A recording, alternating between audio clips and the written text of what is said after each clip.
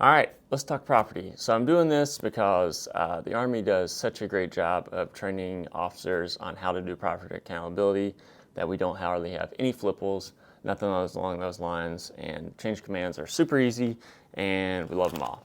And plus, if they don't go so well, who doesn't love giving their money to the Army? It's the organization we love. It's okay to give them some of our money. Wrong. Okay? We don't get enough training on property accountability. We simply don't. Okay, so that's why I'm doing this video. All right, I learned everything I know about property from working for a guy named Captain Kyle Bruffy, now Major, maybe Lieutenant Colonel, who really taught me how to do this as his Mortar PL and then his HACXO, and went through 2 back-to-back change commands with him. And he taught me everything. He led by example, okay? You will not get training on this in Bullock. You will not get enough training on this at your captain's career course, all right? They're not going to teach you about it. It might be a 10, 15-minute class on it. Not enough time. So that's why I'm doing this video. All right, so as part of this video, I'm going to show you some things that worked for me over 3 years of company command, both in active duty and the National Guard, because there are differences. Okay, I'm going to try to keep this light, but this is not one of my short reels. It's going to be a little bit more in depth, but I'm going to try to keep this under 10 minutes, all right? And you can save this and use it for when you take company command. All right, it's more geared towards the captains for company commanders, but it's a good thing for senior first lieutenant, especially if you're an XO, as you're getting ready for a change of command, possibly, or just you're interested, you want to learn more about property. Okay, all right, so we're going to break this into 4 different episodes. This first one's going to be about the prep for change of command. The second episode will be about the actual inventories, how to conduct them. And it'll be not so much as this classroom portion. I actually kind of want to show you what the inventories look like. And then we'll talk about maintaining your property throughout command, which is super important. And then finally, the exit stage left. All right, that will be your, or stage right, I don't know. That will be your outgoing change of command, and you'll see how some of these phases bleed into each other, all right? Okay, so I'm going to try to avoid getting into the granular details of G-Army as much as possible. Okay, that's for a different video, and there's already a lot of resources out there showing you how to navigate that, but I'm going to try to stay out of that. But with that being said, the first thing you need to do when you find out you're taking command is complete your online training for G-Army. All right, you should have G-Army access. It's where you're going to pull all your paperwork. It's going to prep you for it and help you maintain your equipment. And not all supply sergeants are created equally. All right, I have found there's not a lot of middle ground. They're either really good or they suck really bad. There is no okay supply sergeant. Okay, so sometimes you might find yourself doing supply sergeant shit as a company commander. All right, it sucks. All right. But if you don't want to get charged and you want to do a good job through your company command and leave that without having to give the Army any of your money, this is what you need to do. All right, so it's about 10 modules online. Complete them. Make sure you save your certs, because once you do the training, you can hold on to it for the rest of your life, and it's good to go for subsequent commands, things along those lines. So make sure you hang on to those certs. All right. When you're coming in, get to know your PBO very well, okay? I was blessed to work with 2 very good PBOs during my commands. They should be your best friend. You should communicate with them all the time. I try to swing by my PBO's office every day.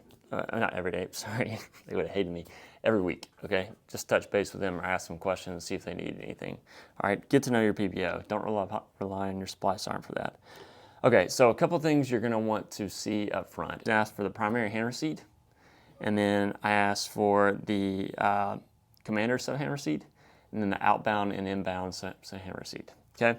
So you should scrub all those, all right? The primary hand receipt, I recommend you go over it with your PBO or your supply sergeant, and during that time, you're identifying what equipment is going to be the hardest to inventory, and also what's excess, what stuff you can turn in the future. If you want to see a really good command climate for your property, ask for the commander sub-hand receipt, okay? That thing should be completely empty except for equipment that's probably going to be turned in or just received. If there's a lot of shit on there, it's a good snapshot that the company commander probably just doesn't care about property. So ask for that. Also ask for the outbound, inbound hand receipt. It will show property that was supposed to be turned in or moved off your books, and somehow your supply sergeant didn't fully complete that, okay? It will not exist if there's not any equipment on there, okay?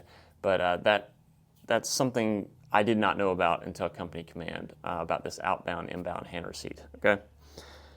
Okay, so once you do that, the second thing you want to do is get access to ELEX Saber, all right, and then it will be the ETM app. I can't remember what it stands for, but it's a home for every TM that the Army has in the Army for all the property. Okay, so ETM, ELEX Saber, that's where you can pull any TM for every piece of property. All right, so what you'll do, print out every TM for everything on your primary hand receipt. And as I say every TM, what I really mean is the picture guides, okay, the component guide, to show you what the equipment is for the components. Also going into G-Army, I did this personally, but if you've got a good supply sergeant, hopefully they've already done this for you, but probably not, okay? Print off all the bombs as well. And then you're gonna sit down, you're gonna build your TM bomb library. You need a really fat, thick binder. Use the document protectors, and you're gonna put in by LIN every TM and every bomb, every blank bomb into that binder. All right, you'll have that throughout your command, and it's gonna help you throughout your inventories if you need to reprint a bomb or double check a TM, something along those lines. And what you want to do is compare. You want to go through and scrub your bombs and your TMs, okay? So the bombs are not always 100% accurate. It's so much better than what the old system was, but the bomb will list everything in that TM, but you'll see some of it doesn't apply. So with those blank bombs, this is one that was actually filled out and sub-hand receipted, but what I did prior to my change of command was scrub all the bombs and line out things that don't apply. And you'll see it says at the top, line out whichever is not applicable. All right, so you scrub the bombs. If you have questions about if something applies or a component applies, talk to your PBO. All right, you'll also see it can sometimes list, you should either have either or. So you can have, as long as you have one on hand, you're good to go and you're covered. But scrub your bombs versus your TMs and make sure you, make sure you make keep that in your TM bomb library. All right, it'll serve you well. Okay, once you do that, you're going to triage your sub-hand receipts. So I built this product, this is for an HAC brigade, had 2 UICs and a lot of sub-hand receipts, or SLOCs. I listed every SLOC, who was signed for it, and what the title of the sub-hand receipt was. Post this up in your supply sergeant's room, keep it in your office. It's basically a quick snapshot of where you're sitting with sub-hand receipts. And for this company, it was a revolving door. At HAC Brigade, people were leaving all the time, so these things changed, all right? And we did multiple handovers of equipment. It was awful. But this is a helpful document to organize your sub-hand receipts and figure out throughout your command, like who signed for the month, things along those lines. All right, so triage your sub-hand receipts.